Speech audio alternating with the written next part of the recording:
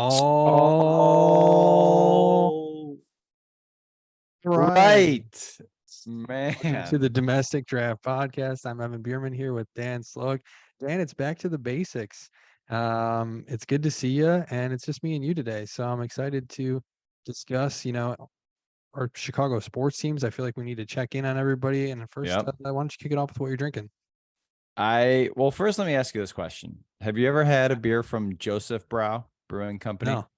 Uh-uh. If I were to give you, no, let's see if you could figure it out. So I bought this not knowing, and then upon research, figured it out. But there is a grocery store chain that has also their own beers, and it's under the guise of Joseph Brow, or under the name of Joseph Brow Brewing Company. You have Okay. any guess what grocery store might be called Joseph Brow? I would have to guess Trader Joe's. That would be my guess. You're 100% correct. Okay. So, yeah, I was at the store and they have a variety of local beers. So I was just going through their shelf and seeing what I wanted. And I saw Hefeweizen and it just, been craving it. I think it was after we talked last week about, some of the beers that they're doing at Barley and Sword and how they're going back to basics and just, I've always loved German beers. So I think I incepted my own brain and wanted it this week. Saw the brand. I'm like, Joseph Brow, that sounds interesting. Looked where it was brewed, San Jose, California. I'm like, okay, it's a California brewery. I'm going to pick this up, go home, and then I'll research kind of the brewery and, do what we usually do. Well, upon the research, it is Trader Joe's and they have a variety of beers. And I was unaware. I don't shop there too often. I've been shopping there more often than not lately. So that might change depending on how this tastes. But it's a Bavarian style Hefeweizen. It's 5.3%. It's a 3.3 untapped, so not a great score, not a terrible score, but I mean, what can you expect from a very, very affordable 6-pack of a Hefeweizen? So I didn't know that. I'm going to try though. It's got good color. I read up a little bit of the review. It says it kind of is just an elevated Blue Moon, not as full bodied. Drinks more like a lager, so it's light, but has a good crisp, clean finish, good mouthfeel is what I was reading. So I'm going to give this a drink while you go over kind of what you have. What are you drinking over there? Yeah, let us know how that is, Dan. So I have Founders Brewing Company is the brewery I'm doing today. I was actually up in Michigan with the family up in Saugatuck last weekend, just going to the lake, going to the beach. Love the coast of Michigan. I know Yeah, you've it's the been, and best. actually Saugatuck, I believe, is where your bachelor party was. So we've been there And I was just together talking about before. that the other day too. Yeah, Yeah, it was great awesome. time. Just a good spot, especially over the summer. But Founders Brewing Company is based out of Grand Rapids, Michigan. And actually, I got a little background story on them too. They were born and brewed in Michigan, and they began in 1997. Founders was founded by Mike Stevens and Dave Engbers. 1998, the tap room opens initially, and they only opened on Thursdays, Fridays, and Saturdays. And Mike and Dave bartend exclusively, so you love to see that right off the bat, trying to get that community feel with those guys right behind the bar. In 1999, the taproom sales are slow. Mike and Dave's only income is from bartending tips. So they weren't, a big deal right off the bat. Hmm. In 2000, the brewery's on the verge of bankruptcy, actually, and their landlord threatens to lock them out of the building. So Dave actually purchased bolt cutters. So the story goes. But in 2001, they decide to change the brews. They begin to brew beers that they like, more complex, flavorful ales, and the brewery starts to take off. And then in 2009, they formulated the All Day IPA, which I think is probably their most well-known beer, but that set them up for the long-term success they've had now. And then in 2019, they're available for sale in all 50 states. So it was really a rags to riches story for Founders Brewing Company. Easily, I would say the most well-known brewery in Michigan, perhaps. But the beer I have here is called All Day Crimson Sky. It's a Hmm. session red IPA. It's 4.7%, gets a 3.59 on Untapped. And when you drink a Founders beer, it just kind of has that taste, like you can tell it's from Founders, and this one is the same way. So I got the IPA 12 pack, mixed IPAs, and it's great. Big fan. How was Nice. that Hefeweizen? Nice. Yeah, it's actually really good. I'm really happy I picked this. Surprised by it as well. Might be something that I'm going back and getting on the regular. Founders is great though. I was trying to remember what year it was. I think it was like 2015, maybe 2016. I went with my older brother and my now wife for New Year's Eve and his wife, my sister-in-law. We went up there for a New Year's Eve in like 2015, I believe. And we stopped at Founders and did a couple like brewery hops and then they had a ball drop in like the town square. But it was like negative 15 degrees, and we're outside, and there's like a concert going on. The musicians that are playing are like, we can't even feel our fingers. We don't know how we're playing. But Grand Rapids is a great place. Yeah, you nailed it right on the head. Like Michigan in the summertime, right along the coast there is pretty picturesque. It's nice and relaxing. It's a beautiful place to be.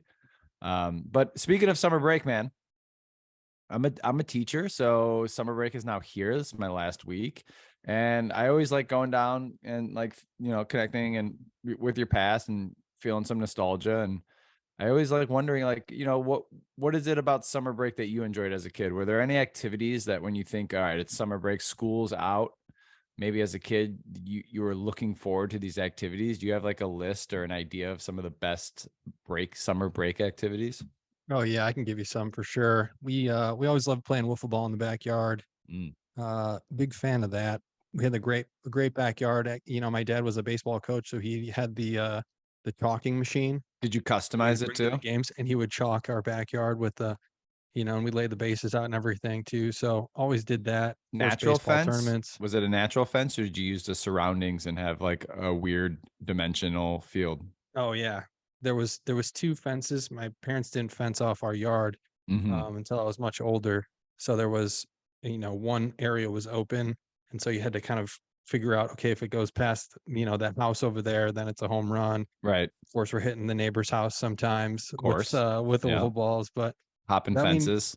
yeah, that was quintessential summer break activity for me. And then you've got baseball tournaments, little league Mhm. baseball tournaments, and um, for some reason, Six Flags sticks out. I feel like we always did at least one trip over to Six Okay. Flags over in Gurnee, so that was always fun. What about you?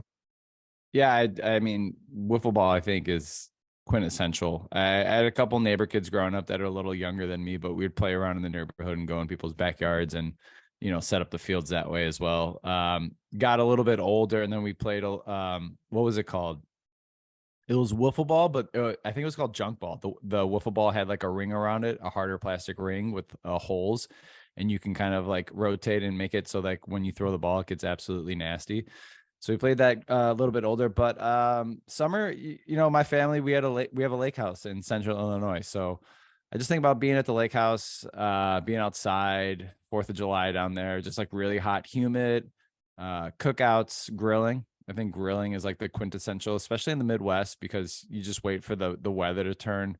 Oh And yeah, once it's nice out, you're like just outside at all times, even like cooking. You're like, well, I'm gonna cook outside. Let's grill the whole entire summer. That going to the pool.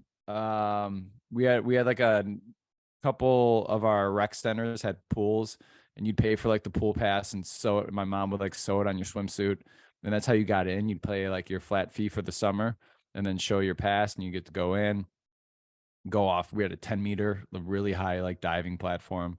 It was just the best. I think Midwest summers. I don't know. I'm not a kid here in bonfires. California, but like you just appreciate the summertime, I think, because of the seasonal changes, and it like just stands out a little bit more. So summer break's awesome, man. Hope you're enjoying it right now, and you have Sophie. You can kind of show her some of the ropes and maybe start playing some wiffle balls soon. But yeah, I like summer break. I like going down that road too. I like hearing the stories of other people and what they grew up doing. I think it's great. Yeah, bonfires, catching fireflies in the backyard, and all that kind of stuff Yeah, too. getting massive amounts of mosquito bites. Yeah, riding bikes. Oh yeah, Yeah, yep. that's those are my summer break activities for sure. But we're getting into the summer here. NBA Finals just ended last night. Yeah. I actually caught Game 5. It was the first game that I watched because I just kind of had a feeling that this was going to be the last one, Yeah. and wanted to watch, the Nuggets play mostly just because that team is stacked, and I really like Jokic. But Mhm. it was a hell of a game. I mean, really towards the end of it, you could see the Nuggets starting to pull away, and then Jimmy buckets. I think he hit three-pointers in a row, and then just had that final drive with, I think, 40 seconds left. Two Got the ball turnovers. and Yeah. yeah, and just like jumped into traffic down low, threw that pass away, and the rest is history. But it was a great game, and I think it was a great series. I mean, you love seeing two teams in it that aren't, who everybody expected, I guess, at the beginning of the year. I mean, the Nuggets, you could say maybe people predicted that, but definitely nobody had the Heat in the finals.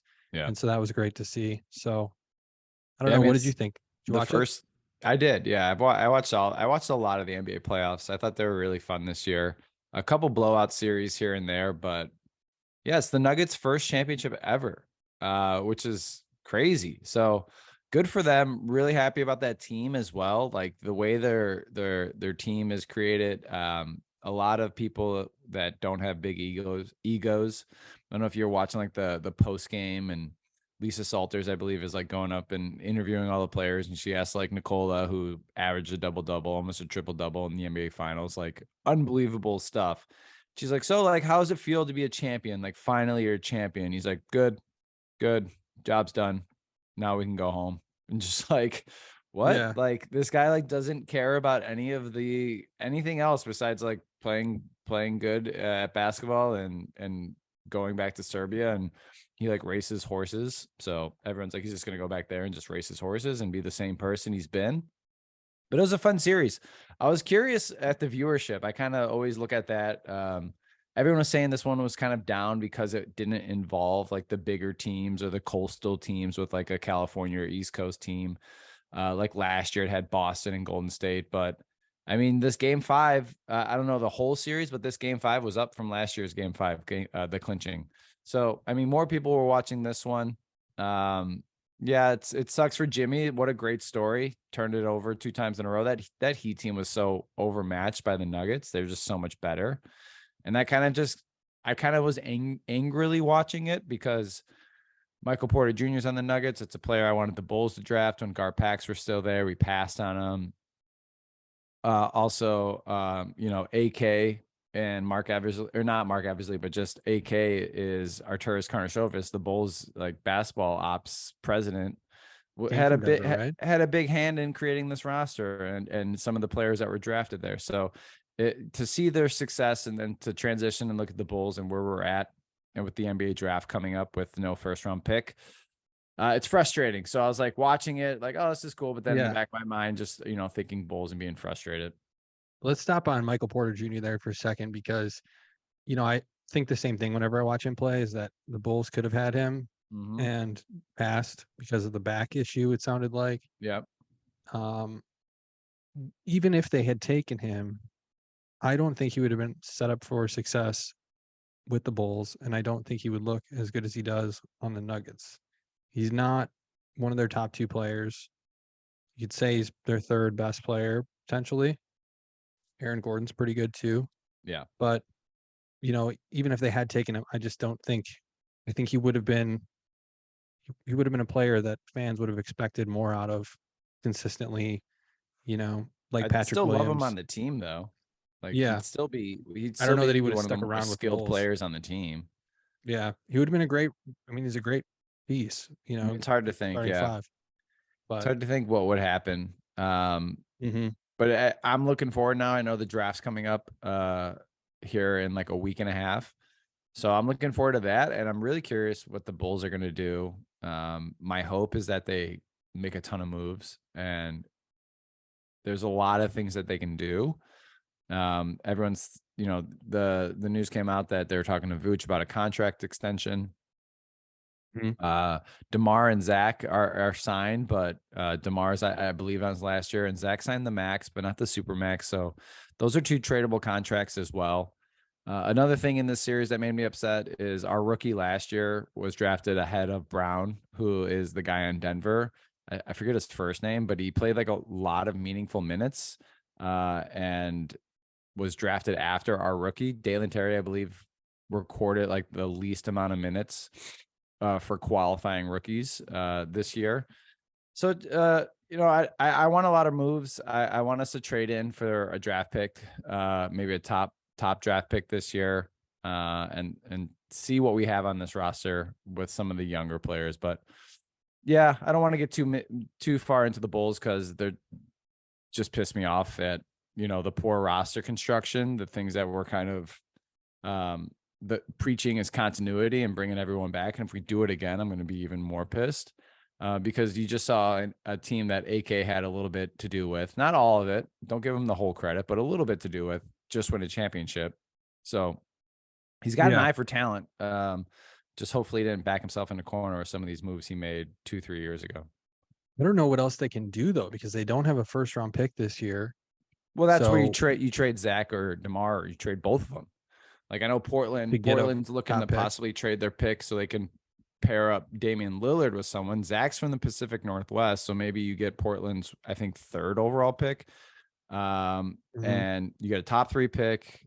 Zach goes to the Pacific Northwest where he's from, teams up with Damian Lillard, and we get like an Anthony Simmons, a guard in return with a top 3 pick, and maybe some other players, some young players. And that frees up a lot of space, a lot of ball for other players. Maybe Patrick Williams develops. I don't know. I'm going to keep banging that drum. Hopefully it happens. I don't think it will. But there's things to do, like if we want to do it, right? If we want to be creative and make moves, we can do it. But it doesn't sound like what they want to do, because AK has been preaching continuity to where maybe he'll just, go at it one more time. I believe we can, if Lonzo's not able to play again, I believe we can like file a grievance to the union about, I don't know if it's a grievance, I don't know if that's the right word, but we could file a claim that like he is unable to perform his job because of injury, to where his contract will get wiped off the book. So there's things that like we can do, and it's going to start happening here now that the finals are over and the draft's coming up. So I'd be on the lookout, hopefully, to see some Bulls moves, and I'm going to be watching draft night, hopefully seeing some trades for the Chicago Bulls. Yeah, a couple big name point guards I think that became available too. Fred VanVleet isn't Yep. signing, Yep. and Chris Paul. So yeah, the thing if I would they want hate to to run see, it back and pick I up would Chris hate to Paul, see them do that, run it back and pick up Chris Paul and be like, hey, this is, yeah, look at this team. I mean, on paper, it sounds good. You have Vooch, you have Levine, you have DeRozan, you have Chris Paul, 4 out of your starting 5. It's pretty damn good. Pat Williams probably playing there at the 4, undersized again. Definitely stunt his development for one more year, but I don't know. Yeah. So we'll see. We'll see. We'll keep an eye on them for sure. And we've also been keeping an eye on the Cubs. The big news, I think, for them right now is that Marcus Stroman wants an extension. Front office is saying that they haven't approached, that they're not approaching him, or he's saying that they're not approaching him about Yeah, he it. went out on Twitter. Did you see He's that? tweeting about it. I'm going to ask you what you think about this one first. Yeah, did you see? He kind of went out on Twitter and just like blasted the front office. Yeah. I mean, it's hard. It's hard to relate to this kind of position in this job, to where you're like managing hundreds of millions of dollars, and how to spend that kind of money. And it's Jed Hoyer's job, right? And all the Cubs fans, as soon as they hear Stroman, I mean, I believe this is what he was wanting, is it's a bargaining chip, right? Let me tweet out that they haven't approached me and that I want to be back here, that, I want to be. And I was listening to the talk radio the other day too. The Stroman's like one of the top 20 paid pitchers in the whole entire league. Like, he's already getting paid a decent amount of money by the Cubs. And now he wants to be paid like as the top pitcher. So it's not like he's not getting paid. It's not like the Cubs are underpaying him. He's getting paid a lot of money. He just wants an extension and wants to be one of the top paid players in all of Major League Baseball. So for him to go out on social media and like, I want to be a Cub, they haven't come and talked to me, my contract's up, like, what the heck? It paints the Cubs in a bad picture, to where like they're like, what the fuck? Like, we're trying to like manage like this year and also 5 years down the line and make sure we're replenishing, we have players, and we're not just like, getting rid of all of our resources to go win, like we kind of did, and had to like slowly restock our farm system. So I don't know. He's pitching really well. I like him, but I don't know if that's a cool move to like go out and blow your front office out in front of the world on Twitter. So Yeah. I don't know. What do you feel? What do you feel about it? You think that Cubs should make him the number 1 signed pitcher? No, absolutely not. He's been electric. And of course, when you're playing well, if you're the player and you have a year left on your deal, or you're going to be a free agent, like, when is the time? It's when you're at maximum value, is when to throw out, hey, let's get another deal done right now, right? Yeah. Because what if he struggles over the second half of the year? Why would the front office rush to re-sign him now? Why would they re-sign him now? What if he gets hurt? There's still half a season here. For them, it's beneficial to just wait until the end of the year. If he keeps pitching the way he's pitching, then you think about it. Or maybe they trade him and somebody else wants to give him that deal. But as of right now, like you said, he is in the top 10 in starting pitcher salary, making 25 million a year. He's 32, so I'd say he's still in his prime, but I just don't know that I'd give him more money than Garrett Cole's getting, or I mean, you Max saw all the Scherzer, money that like Ohtani. DeGrom just got from Texas, and he's going to have his second Tommy John right now. Like, Yeah, I know Stroman, I don't believe has had Tommy John yet, and his kind of toolbox doesn't like lend itself to a power pitcher Tommy John blowing out his arm. But I mean, stuff happens. You never know. pitching's a weird thing. It is a weird thing too, right? Like he's at his all-time high value right now, and that's Mhm. why he's like, I want an extension, sign me all time. I wouldn't be surprised if we moved him. I mean, let's Yeah, talk about it where the Cubs are at right now, right? Like, we're a middling team. We're below our expectations. We're not hitting the ball well. He's our biggest asset. Do you trade him? Do you trade him come the deadline, which is like what, in a month, I believe? hmm it depends. Depends what people are offering you, but I wouldn't hold back on selling him. Like I said, he's 32. He's not 27. He's on the tail end of his prime. Um, Tell that to you know, Verlander. What is Verlander now? Like 40? 40. Yeah. Yeah. Some guys can pitch that long and be great, but some guys have a short window, and you never know what you have or what you're gonna get in 5 years. I think DeGrom's mid-30s. His arm's about Yeah. falling off. Shot. Thankfully, the Rangers had some kind of insurance in that deal, and it's not gonna screw them too much financially. But yeah, I mean, I don't know if the rest of this team looks the way it does. Hendricks has looked good coming back, I think, better than expected. But I wouldn't be surprised if he pitches well here, if he gets moved too. Mervis came up struggling, and I think that's been tough to watch a little bit. I mean, you could Sayas, talk me into a second half run like nobody's business, right? I Justin know, I Steele comes wish. back, gets healthy. Yeah, Jameson Bellinger's Tyone, been out for a while too. maybe see Steele's been Tyone out. figures it out, right? And then you're starting rotation. Hendricks is back. You got Stroman, you got Steele, you got Tyone. That's not a bad four right there. I wouldn't mind selling again though. I think Yeah. the farm system is good. It's not great. I look over at the Reds in the same Yeah. division, You want like superstar, right? and I love Get what I'm one of those seeing like on that side. superstars. I think Matt McLean's really good. Ellie De La Cruz is amazing. India's looked really good. Yep. Hopefully they can keep all three of those guys for Cincinnati's sake. And then they got other guys. Spencer Steer looks really good. They got this other Encarnacion Strand guy who's hitting the lights out of the ball Yeah. in the minors. There's like so many big names. The Cubs have PCA, Right. who's in I think AA right now. There's not a lot. There's not a lot of guys that I'm like, oh man, he's gonna come up and he looks like he's gonna be an absolute stud. Yeah. So I would be okay getting rid of, Selling if we're sellers at the trade deadline. yeah, I think where they're at, I mean, they're at the bottom of the division right now. I think they're one game ahead of St. Louis. I mean, it seems like it's anybody's division still, with the Pirates being in first, because who would have expected the Pirates to be in first at this point? Yeah. But I just don't think they have it in them to make a run. And I'd be okay with selling some of those, veteran arms if they can get some really good prospects back for the I mean, next, you spend $300 million in the offseason, and then that coming season, you're going to be sellers again. It's a tough look for the fan tough. base, right? Like It is. your 300 million was telling us, okay, it's time to compete. It's time to like start having the ascension to a competitive ball club. And then, some injuries happen, pitching's not working out, our bullpen's fucking terrible this year. And now we're going to be sellers again. It's not what we want to hear, right? Yeah. This team just doesn't have it in them, I don't think, for a playoff run by any means. So have no All right. problem with them being sellers. Let's But move to another team. Well, I think Chicago loves the Bears. It's the only football team we have. Bear Weathers. Yeah, you're wearing the hat right here. Everyone rallies around this team. And, first day of minicamp was today. Everybody was there. yeah, Everybody's there. Chemistry's at all-time high. How are we feeling? it's the Chicago team I'm the most optimistic about, to be honest with you. And it's crazy to say because they were the worst team in the NFL last year, Absolute right? worst. Got the number one pick. But everybody's been raving about this Justin Fields, DJ Moore connection right off the bat. And that's Yeah. all I've been seeing on Twitter and hearing, is that these two have been electric together, and can't wait to see them in game action for sure. Nate Davis, new guard that they picked up, says Justin Fields has been a real veteran presence in the huddle, that he was surprised, something he picked up quickly.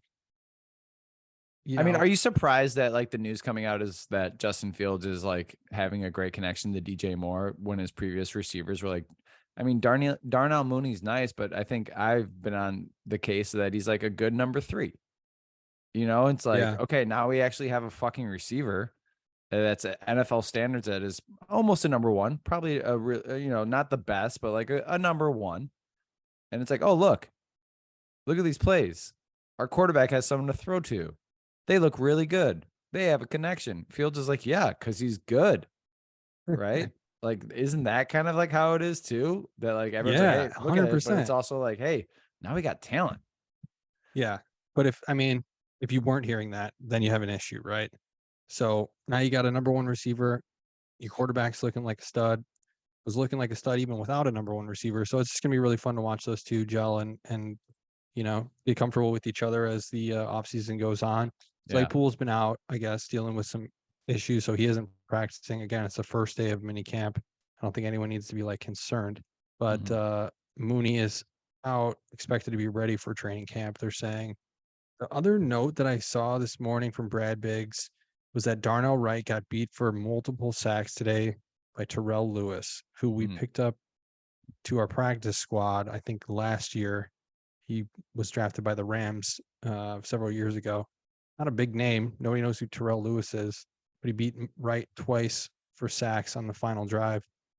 Just something to, I don't know, keep an eye on or throw your way. Story of camp. Darnell Wright. Yeah. Like, dude, I can't wait to. I'm right there with you, man. This team just like gets a hold of you, and it's an abusive relationship. I mean, we've never seen them win a Super Bowl in our lifetime. And we've seen them go to one, but we haven't seen them win one. But like the stories that I'm looking forward to, like, how the line's playing. I can't wait to hear from, summer camp of like how they're progressing, who's playing at what position, who's beating out who. The competition in camp, in training camp, is something that I'm really excited for. And the reports from training camp and seeing the videos on Twitter of the highlight plays, and I don't know, man. I'm ready. I'm optimistic for this team, and like that optimism is kind of going nationally because, first of all, I don't know if you saw it. We'll start here. We're about to go over kind of like the main media outlets and where they predicted the Bears. But did you see Adam Rank go over the Bears season in 2023 and ended up having the Bears go 12-5? Is that how we're feeling? We feeling 12-5 after being the worst team in the league? Man, I looked at that schedule and they could win 12 games. There's 12 winnable games on that schedule for sure. Are they going to do that? I don't know. I don't think so. Probably not. We're probably looking at an 8 or 9 win team. That's where most of the major ones have it, right? ESPN over 7.5, CBS 6-11, Pro Football Focus under 7.5, Fox Sports 8-9. Sports Illustrated was the one that kind of said we're going to suck again, 5-12. Pro Football Network 7-10, Bleacher Report 6-11, NBC Sports Chicago 7-10. So not a playoff team, but an improvement. An improvement. I think 7.5 is where the line is. Who's the best team in the NFC North, Dan, in your opinion? In the NFC North, probably the Vikings, and then the Lions, and then the Bears. Okay, you would say Vikings over the Lions? Probably at right now. So I guess, yeah, I'm curious to see how they do in that first game against the Lions, because I think the Lions have a really good roster. I think they have good players. I don't think their coaching is the best. Right. It's still the Lions. I don't know what it is about, and that's them. What people probably say about the Bears. Mm-hmm. It hurts. 100%. It hurts to hear that come out of my mouth. That's how people around the league probably view the Bears. But they're still the Bears. I think it's up for grabs, though. Honestly, the Vikings don't have the defense. Their defense was awful last year. They got Cousins. They got rid of Dalvin Cook, who we'll talk about in a second. Mm-hmm. They got rid of Adam Thielen. They have a rookie. See how that guy is. Speaking of, though, you never really know. I want the Bears to scoop Thielen. I really do. He's on the Panthers picked him up. Oh, they did already? Oh, I didn't see that. But someone like that for Fields, just to be like, safety valve possession. Mm-hmm. I think I want something, a veteran receiver on this team. I know DJ Moore's our number 1, but give me some sure hands. Anyways, I think that's what they were trying to bring Claypool in for, but yeah, that obviously did not happen last year. But yeah, I mean, so Dalvin Cook's out there. You look at the Bears running back room. You got 2 free agents in Foreman and Homer. They drafted a rookie, Roshan Johnson, and then you got Khalil Herbert. So at this Yeah. point, would you say it's Khalil Herbert's job to lose? Yeah, I don't think Poles is going to spend any money on a running back. I think he views that position as a rotating door, like most championship teams in recent history.